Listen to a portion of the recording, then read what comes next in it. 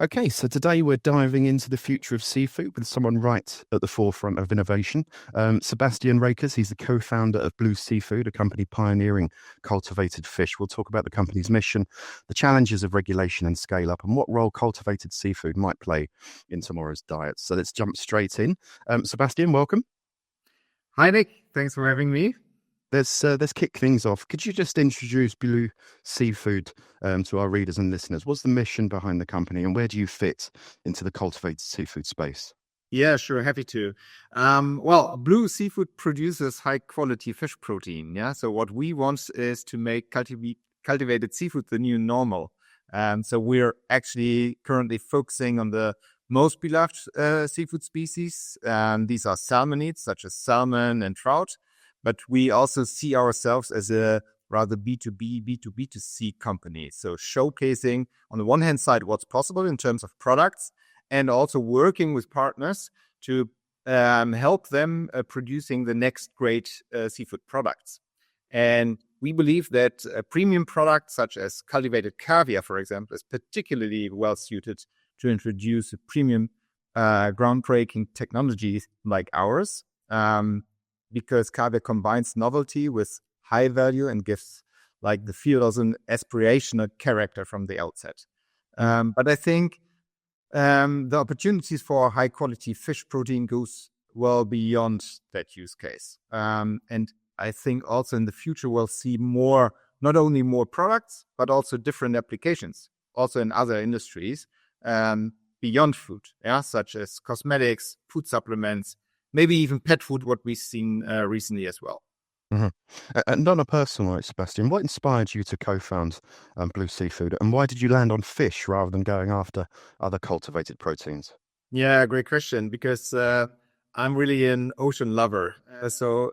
Indeed, and that's no joke. From the start, as a child, I followed the dream of becoming a marine biologist, because the oceans always have fascinated me, and I also believe this is something that we need to protect and preserve. Yeah, Mhm. I'm a diver, so I love to dive, and we're underwater, you're really realizing a completely different habitat. Yeah, so outside the human world, completely different what we humans are used to, and I simply find that utterly fascinating.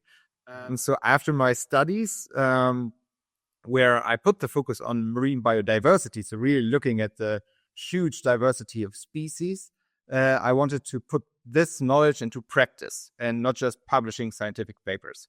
So in 2008, back then, I started at the Fraunhofer Institute. Fraunhofer is Germany's largest research organization for applied science. And my team and I, we began to isolate fish cells, and specifically fish stem cells. And yeah, since then, these cells became my passion. And yeah, I can tell you, I have spent a lot of time with fish cells in different projects over the years, because working with cells, that needs a lot of time, passion, and patience. And I also sometimes consider them my babies. So my team is really like, okay, he's with his babies again. Because all in all, I've been involved with fish cell culture for now 17 years. Yeah, I'm like a father for them, as it feels. And nevertheless, working in applied science, I started thinking about combining the cell technology also with food technology, because this was another group that we built within the organization. And I wanted to translate this research into the real world. Yeah. Mhm. And 2016, 2017, I remember very well, because that was a time where first also cultivated seafood companies were formed in the alternative protein sector. And I realized, hey, I have a unique resource at hand, yeah, working with adult stem cells on the one hand side, and the knowledge about fish cells, and the manifold cell lines that we created over the years, and very strong cell lines, growing very well and very fast. So I thought, wow, with this expertise and technology at hand, why should I stick just to the academic world? I want to really start something in that space. I want to start a European startup, and don't wait for, again, the US and Israel companies to start first. I want to really to see something happening in Europe, as Mark did it for cultivated meat. So Mhm. I went out to look for a business co-founder because I'm scientist by heart, and I was lacking the knowledge on the business side. Although I followed several courses at universities on entrepreneurship because that also had fascinated me since quite a while. And when I met Simon, my co-founder, back in 2018, it immediately clicked. He was on his side, like business co-founder, searching for a scientist, starting a sustainable business in the food space. And that's how we basically started. And in 2020, we finally founded BLUU and kicked off this journey. Mhm. There's no better motivations than diving. It's I don't think you can compare it to anything really. Diving, fantastic Yeah, that's really an amazing activity. thing. When you look at today's seafood sector, what do you see as the biggest environmental or even social challenges, and how do you think cultivated seafood can make a difference? Yeah, I think we're facing really several challenges, and I also think, especially in the last couple years, it has been even increasing. Yeah, so we see that the oceans are under severe stress, not only just through climate, but especially also through human impact. Yeah, so ocean pollution is a large topic. We have food insecurity. Um, so, in one sentence, I think it's about securing high quality seafood for the next generations. Yeah. So, compared to conventional aquaculture and fisheries, I think our technology or cultivated seafood in general offers several advantages. They're decoupled from the animal. Yeah. So, the entire production doesn't need the animals anymore. The production is independent also from seasonal constraints and breeding cycles. There's no need for fishing and intensive fish farming, and resulting that there's also no damage to the ecosystems. And I think also it makes a way more easier way of feeding. So there are no feeding issues like feeding fish meal, fish oil, or these things. There's also an easier health control if you consider aquaculture nowadays.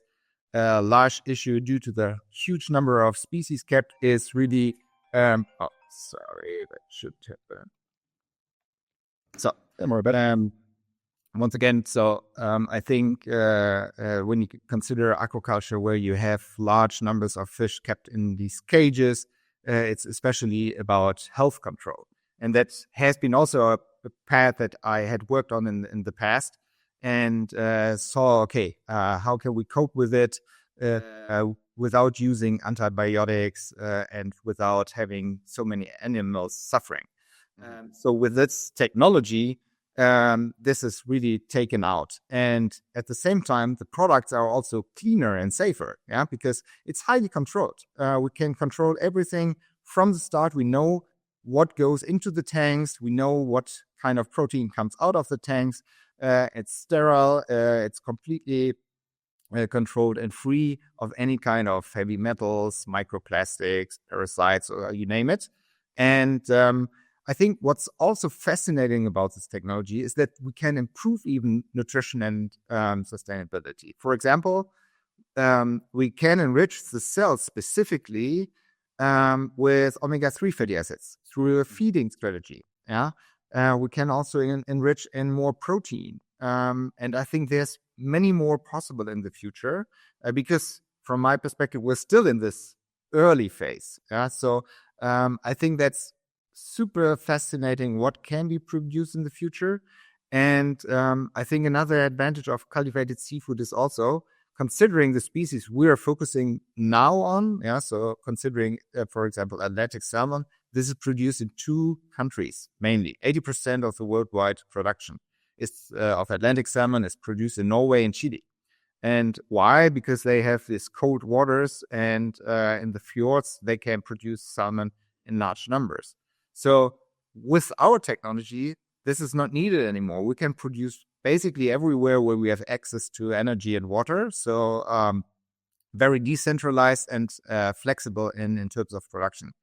So I think this certainly is and will play a big part in the future for the seafood production.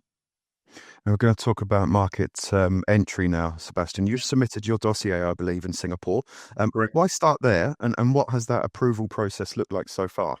Yeah, I think Singapore really has everything it needs to kick off new technologies and products. Yeah, there's a huge interest and openness towards novel technologies and specifically also alternative proteins, because what consumers are interested in, is it safe to eat, is it clean, and does it taste good? Yeah, and I think what else is so positive about Singapore is that due to this small city state, all stakeholders work very closely together. They have a common goal. Yeah. They have said, we want to produce in our state 30% by 2030. And that still is on. Yeah. So um, I think that that's a high motivation for the authorities to push this topic, and also a high motivation for us, of course, to take this path. But at the same time, it's also for us an exciting market opportunity. And I think in both ways, because culture-wise, I think Singapore is closer to us Europeans than probably any other Asian country, but also serves at the same time as a gateway to the larger Southeast Asian region. And I think, of course, for us, what was so motivational as well was when we founded BLUU in 2020, first approvals were given to the cultivated meat companies of good meat, for example, and clearly demonstrated the engagement and willingness to support this technology. Mhm. I think demographically as well, people in the Far East, consumers in the Far East, are probably more likely to embrace cultivated technologies, I should think, in the future. Yes, in seafood in particular, because they are huge seafood lovers. That these regions overall, yeah, China is biggest consumer and producer of seafood worldwide, and also Thailand, the biggest importer and exporter for tuna, for example. So there are a lot of Asian countries that are consuming seafood by far more than compared, for example, to our home turf here, Germany. Mhm. As a European company, what's it like having to take your first steps in Singapore, though, instead of closer to home? Yeah, it's somehow also a strange feeling to me, because, of course, Europe is our home turf, and we have our headquarter, our R&D, and first pilot production here in Hamburg, in Germany. And of course, I want to see products in our markets as well.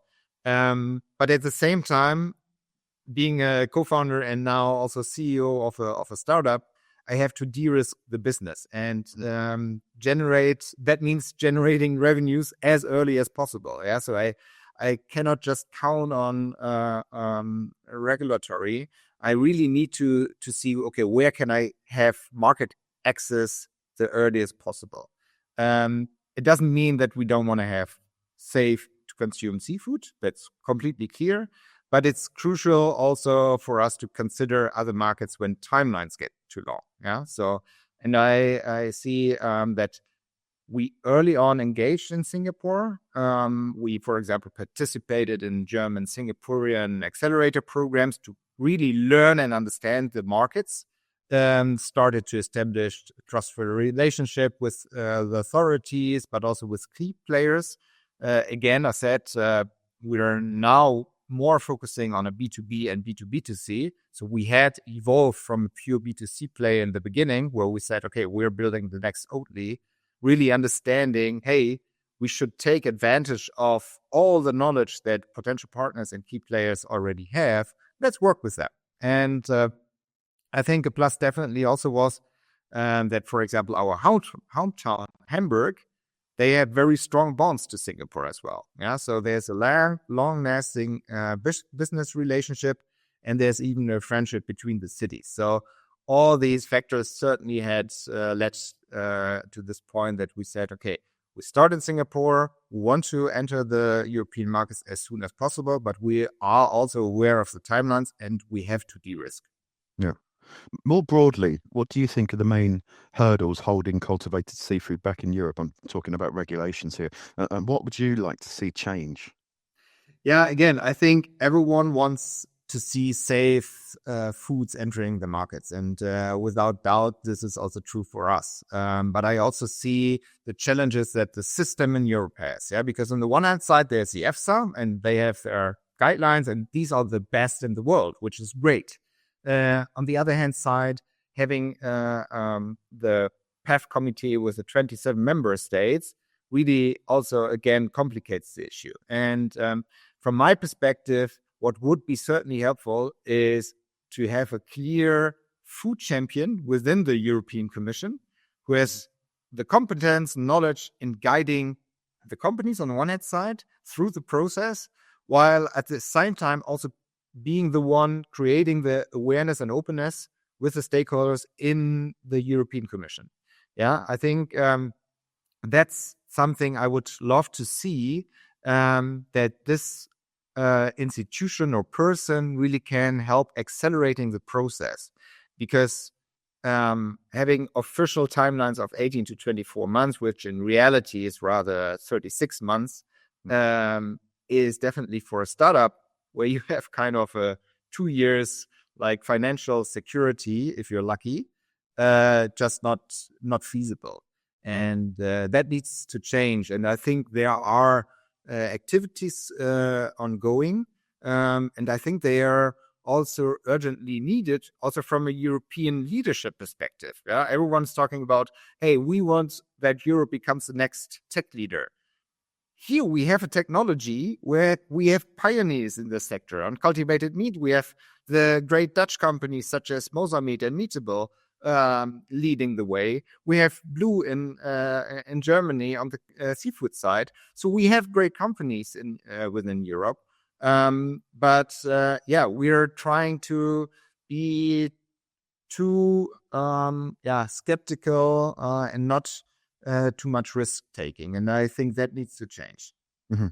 That's one of the only things I've welcomed about Brexit in the UK is that we seem to be accelerating in the UK when it comes to I said this. And, we also are at least part of the process. Yeah, we haven't unfortunately not been selected as one of the companies for the sandbox, but at least we have the chance to follow closely the process, and our head of regulatory is also participating in that part. So I really welcome this initiatives, and I think UK also for us is a particular interesting and exciting market. Scaling up seems to be one of your big priorities right now. What are the toughest technical or business challenges even in moving from pilot runs to full production? Yeah. Well, I think still there are a couple points to name. I would say on the technical side, it's really about further cost reduction. So it's still ongoing on the media side, so the feed for the cells. There are some strategies on recycling or at least optimizing the cells in a way that they don't produce that much waste. I think that's still also an important topic. While scaling up, I think more and more hydrodynamics become an issue, like the right mixing for this and this big and bigger getting reactors. We have scale to 500 liter, which is amazing. One of the largest ones already achieved, and now really going towards 1,000 and maybe 2,000 liters in the future. But also on the technical side, we see that control for contamination still remains an issue because simply the food production systems haven't been set up yet for animal cells. And fermentation can be found everywhere, but unfortunately, bacteria and yeast grow much faster than animal cells, and that's a real big issue. So I think this is on the technical side, but then on the business side, it's really about the unit economics to make them really attractive, also for investors. But also then moving forward, I think more and more it's about how to break this gap between pilot and industrial scale. Because right now we see a lot of, and this is fantastic, we see a lot of pilot facilities and options for startups and companies going into that space.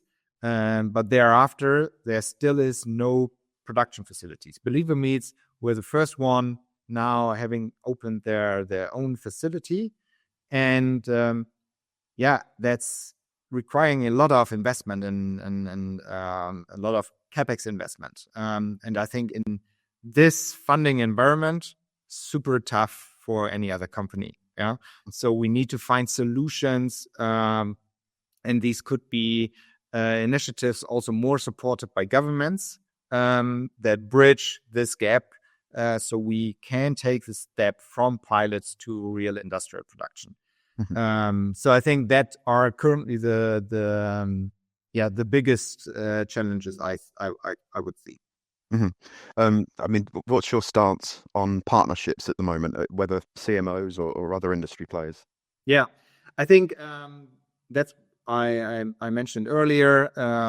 So we see ourselves as a B2B and B2B2C business, and we're looking for partners that can grow with us and also bring the expertise to the table that we don't have. Yeah, so our core competence is really on the cell production. That's what we can do and have proven already at pilot scale successfully. But in terms of further engineering, production, the entire downstream processing for several products, supply chain and distribution, that's where we believe we can work with partners who have way more expertise than we could build ourselves. And this is also not such an easy task as the industry is still so nascent and lacking options for further growth. But I think more and more also bigger players are getting into this. And for example, the scale to 500 liters we successfully did with a partner who's in the food business since long time. And I think these kind of partnerships are key for a successful future. Yeah, that leads me on to my next question. Do you think teaming up with established seafood or food companies will be essential if cultivated seafood is going to succeed at scale? Yes, definitely. I'm fully convinced that startups alone can't do it entirely, especially since the macroeconomic situation has changed so dramatically, and we've seen that the hype is really gone. Yeah, so I think collaboration is really key. There are excellent players out there doing food business since centuries. And I think what's needed is really balanced, fair partnerships between startups and those players. How do you view Europe as a location to build a cultivated seafood business? I'm thinking about things like funding, infrastructure, and also access to talent, which is not often discussed. Yeah, I think that brings me back to the question about Singapore versus Europe and Europe as our home turf. Because why did I create BLUU here in Europe? Because I believe that Europe really has everything to succeed. Yeah, so there is financial resources, there's infrastructure. We have a lot of talent. Looking at all the universities, excellent universities, and we can even also, with our setup here that we have in Europe, attract further talents from outside. And we have great innovators. So what Europe should do and can do, from my perspective, is really deregulate and also take more risks to speed up development. Because, of course, there's no silver bullet. Nothing is, or there's not everything solved yet. We're really a developing industry. But again, yes, I think looking also into other industries from the past, we've seen, for example, in Germany, had great players on the solar energy side who had to stop their business because it really was not possible in Europe. And China took over, because they really realized the impact. And then you see how quickly it can change and growth really happens. Yeah. So if you consider solar power, we have now more than 2 terawatts. The first terawatt has been built from 1950 to 2022, the second terawatt just within 2 years. And that, I think, clearly demonstrates how, if governments realize the power of a technology, how quickly it can grow. And I really want to see this also for alternative proteins, and I would love to see this happening in Europe. Mhm. I loved your idea about a food tech champion at EU level. What role do you think policymakers should be playing in helping companies like yours grow? Yeah, we've been engaging, I would say, pretty heavily, especially my colleague Cornelius, with German policymakers to get them convinced, because we're also a kind of traditional food producer here, and I think it needs a lot of um, communication to get them educated, and also to get them convinced what it needs for this tech to succeed. I think on the one hand side, policymakers are super interested in that novel technologies. But of course, they also see, like, in their area, okay, how can we get all people on board? Yeah. So how can we convince farmers, for example? And this is, and demonstrating to them that this is not a threat, but a chance. And so I think they are super important, the politicians, to create a social or societal environment where this technology can thrive. And this is why we want to extend this. We are also engaging with our friends on the EU level to the European Commission. But yeah, this takes time, and then there are elections, and you have null parties. So that's why we also embrace all parties and get in contact with all of them. Yeah, and of course, not every time they're like having open arms for us, but most of the time there's interest, and if we have arguments, and I think we have very good arguments, we can also convince them that this is a part of the future. And again, this is my absolute. I'm absolutely convinced that this technology will come, because it needs to come, and there's no doubt about that. It has the power, but the question really is, when is the time? Yeah, how long do we need as humans to accept it? And this is clearly also a challenge for the society. How quickly are we able to change? And I think from a consumer perspective, again, and that's so interesting, and I have this myself, we're so, like, driven by our childhood. We're so driven by this, like, romantic idea of food, yeah, and don't want to really realize how food production is nowadays. Yeah, so that's why we're still printing the nice cows on the milk packages. That's why we are still thinking about, hey, I'm going for fishing, and it's in a nice nature. But this is not the reality. How food is produced for the large number of people we have on the planet. And I think that's something which obviously is hard to change, yeah, because we also see after the hype years that especially last 1-2 years, people are starting back to consume more meat again, and also younger generations. And yeah, I think we need to have, like, a better storytelling, a better story to create a nice future that people would love to support.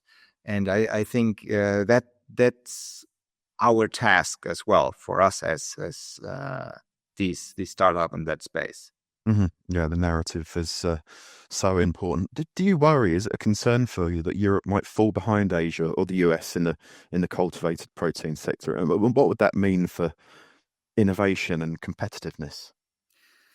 Yeah, I indeed, as I just said, if we don't change our mindset and on the one hand side want to take more risks and also start to realize that we should like maybe for a moment set aside the romantic idea of food production, but also embracing all ways of food production. Yeah. So I'm not saying that like aquaculture or fisheries is all bad. That's not true.